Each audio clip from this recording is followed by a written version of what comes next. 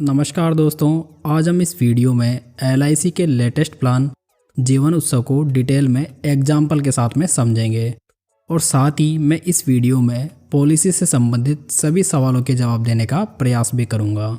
दोस्तों, एलआईसी का जीवन उत्सव प्लान नंबर 871 29 नवंबर 2023 से मार्केट में उपलब्ध हो चुका है। सबसे पहले हम इस पॉलिसी के बेसिक कॉन्सेप्ट को समझते हैं। एलआईसी की जीवन उत्सव पॉलिसी को लेते समय सबसे पहले आपको प्रीमियम पेइंग टर्म का चुनाव करना है। इसमें आपको प्रीमियम बढ़ने के लिए 5 साल से 16 साल तक के विकल्प मिल जाते हैं। साथ ही इस पॉलिसी में आपको कम से कम 5 साल तक प्रीमियम बढ़ना होगा और ज़्यादा से ज़्यादा आप 16 साल तक प्रीमियम भर सकते हैं। इस तरह इस पॉलिसी में आपको अपने चुने हुए समय तक प्रीमियम का भुगतान करना होता है। इसमें प्रीमियम पेइंग टर्म के दौरान आपकी पॉलिसी में गारंटीड एडिशन भी ऐड हो जाता है। उसके बाद में आपको 2 साल से लेकर 5 साल तक इंतज़ार करना होता है, जिसे कि डेफरमेंट पीरियड भी कहते हैं। ये जो डेफरमेंट पीरियड होता है आपके प्रीमियम पेइंग टर्म के अकॉर्डिंग तय होता है। उसके बाद में आपने जितने सम एश्योर्ड की पॉलिसी ली थी उसका आपको 10% हर साल रेगुलर इनकम के रूप में मिलने लगता है। अब बात आती है कि ये इनकम आपको कब तक मिलेगी। तो दोस्तों, ये इनकम आपको जीवन भर मिलेगी। यदि बीमा धारक की उम्र 100 वर्ष पूरी हो जाती है तो पॉलिसी का सम इंश्योर्ड और गारंटीड एडिशन का भुगतान उसको कर दिया जाता है। यदि 100 वर्ष पूरे होने के पहले ही बीमा धारक इस दुनिया में नहीं रहता तो सम इंश्योर्ड और गारंटीड एडिशन का भुगतान उसके नॉमिनी को कर दिया जाता है। एलआईसी के इस प्लान में आपको 2 ऑप्शन मिल जाते हैं। इसमें से किसी एक ऑप्शन का चुनाव आपको करना होता है।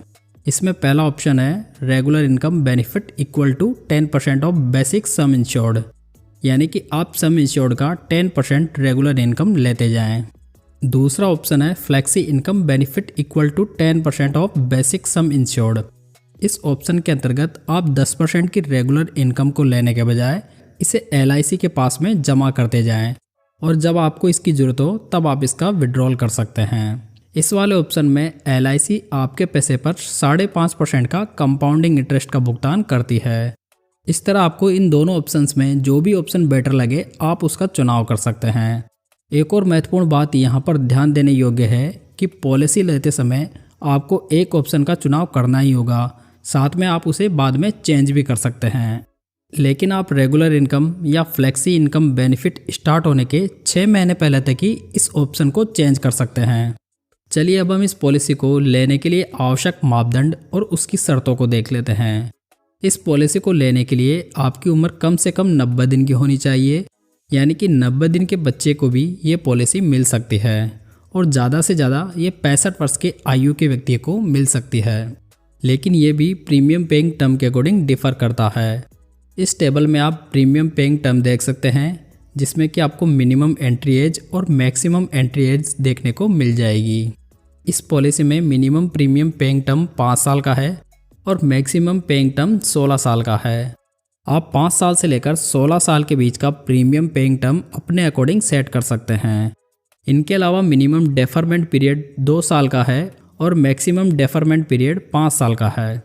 साथ ही maximum premium ceasing age 75 years का है, यानी कि यदि कोई व्यक्ति 65 वर्ष की आयु में ये पॉलिसी लेता है तो वह अधिकतम 10 साल के लिए ही प्रीमियम का भुगतान कर सकता है।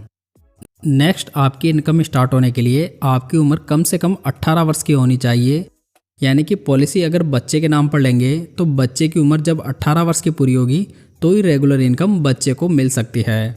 इस पॉलिसी को लेने के लिए मिनिमम सम इंश्योर्ड 5 लाख रुपए का है और मैक्सिमम सम इंश्योर्ड की कोई भी लिमिट नहीं है, लेकिन मैक्सिमम सम इंश्योर्ड आपकी इनकम के ऊपर डिपेंड करेगा। चलिए अब जानते हैं कि अलग अलग प्रीमियम पेइंग टर्म पर आपकी इनकम किस ईयर से स्टार्ट होगी।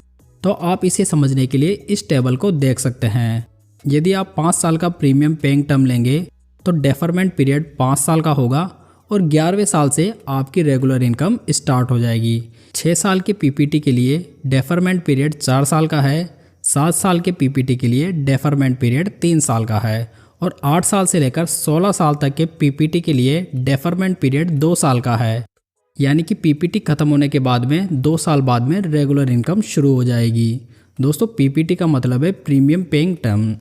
चलिए दोस्तों, अब इस पॉलिसी को हम एक सिंपल एग्जाम्पल के साथ में समझते हैं।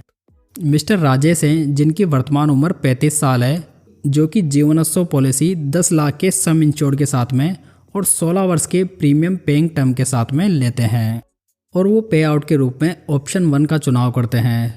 तो उन्हें हर साल 60,916 रुपये का प्रीमियम भरना होगा, यानी कि हर महीने लगभग 5,000 रुपये।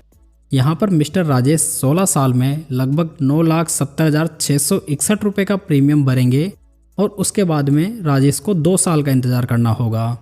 जब मिस्टर राजेश की उम्र 54 साल की होगी तो उन्हें हर साल 1 लाख रुपए रेगुलर इनकम के रूप में मिलने लगेगा और ये 1 लाख रुपए उन्हें पूरी ज़िंदगी भर मिलेगा।